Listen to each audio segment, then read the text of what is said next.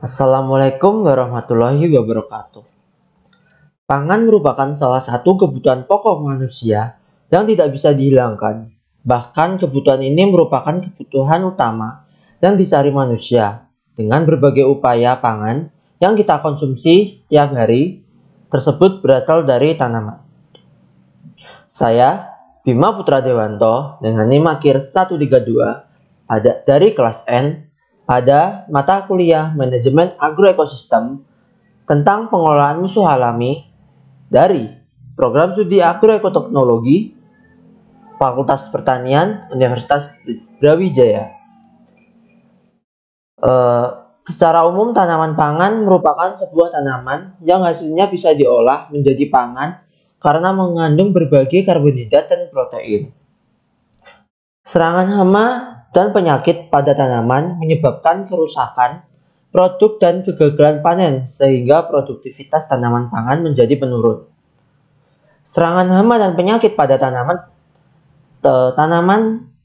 dapat diatasi dengan melakukan pengendalian organisme pengganggu tanaman atau OPT.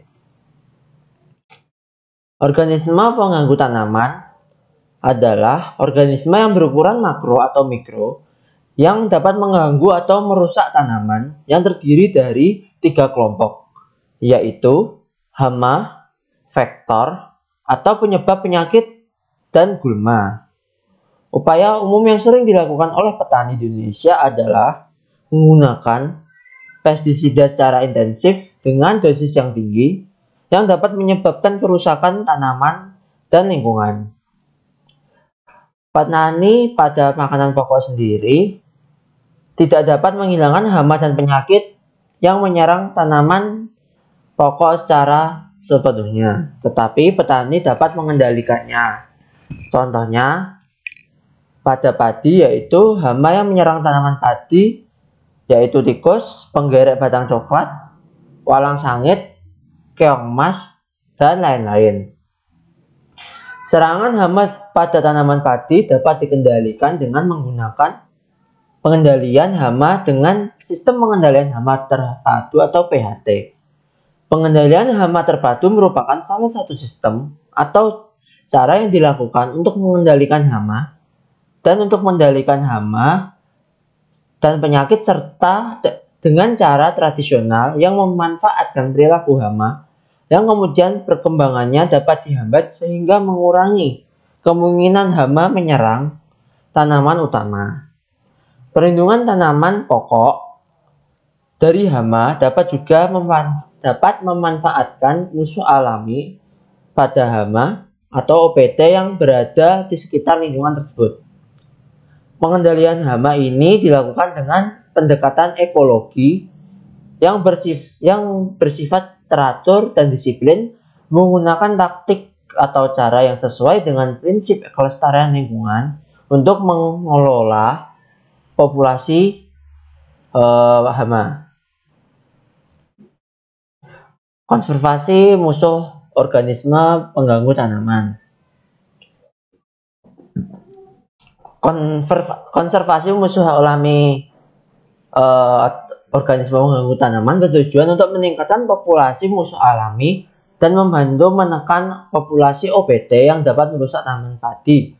Seperti yang dijelaskan, contohnya musuh alami yaitu belalang sembah, kumbang koksilenilit, lebah, dan capung jarum. Konservasi musuh alami atau OPT dalam pengendalian hayati OPT yang menyerang tanaman pokok, termasuk pengendalian hama terpadu atau PHT yang bertujuan untuk meningkatkan populasi musuh alami OPT pada lahan sawah dan menekan populasi OPT yang dapat merusak tanaman pokok. Pengendalian OPT dapat membantu menyeimbangkan ekosistem agar pertumbuhan hama tidak melampaui ambang batas toleransi. Tanaman yang merugikan para petani, pengendalian OPT dapat dilakukan dengan bantuan tanaman refugia. Nah, refugia sendiri merupakan salah satu teknik pengendalian organisme pengganggu tanaman atau OPT dengan memanfaatkan tanaman hias yang ditanam di pinggiran sawah atau lahan sekitarnya untuk menarik serangga pemakan hama tanaman. Tanaman refugia dapat dijadikan sebagai penarik serangga yang menjadi musuh alami OPT sebagai sumber nektar dan polen bagi musuh alami OPT seperti predator dan parasitoid. Contoh tanaman refugia yang dapat dimanfaatkan pengendaliannya hama seperti bunga kertas, kenikir, dan bunga matahari. Bunga kertas sendiri merupakan bunga berwarna merah cerah, tahan lama, dan mudah dibudidayakan. Kemudian bunga kenikir memiliki bau yang khas dan berbunga majemuk berwarna merah, kuning, dan orange. Sedangkan bunga matahari memiliki ciri khas yaitu kelopak bunga yang besar berwarna kuning, daun lebar, serta batang yang kuat. Tanaman refugia sendiri memiliki karakteristik yang mendukung dan manfaat yang dapat menguntungkan para petani, seperti ramah lingkungan, mudah ditanam, biaya murah, memiliki warna bunga dan yang mencolok sehingga disukai oleh predator, memiliki nektar dan polen sebagai pakan musuh alami, dan memiliki ciri untuk mempercantik lahan pertanian. Nah, kelebihan yang saya jelaskan tadi seperti di bawah ini. Musuh alami atau OPT dapat mengalami peningkatan jumlah populasi di lahan persawahan dengan bantuan tanaman refugia. Beberapa contoh musuh alami OPT yang dapat ditemukan di sawah seperti kumbang coccinellid, belang sembah, lebah, dan capung.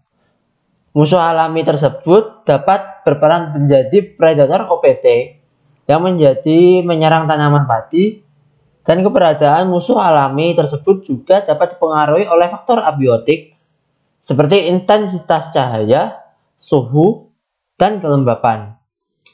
Tanaman refugia yang dapat menarik musuh alami OPT menyebabkan keseimbangan ekosistem sehingga OPT yang terdapat di lahan sawah dapat dikendalikan oleh para petani. Demikianlah presentasi dari saya. Apabila terdapat kesalahan atau perkataan dalam saya presentasi, saya mohon maaf. Saya Bima Putra Dewanto dengan NIM akhir 132 dari kelas 10 undur diri. Terima kasih telah menonton. Akhir kata, wassalamualaikum warahmatullahi wabarakatuh.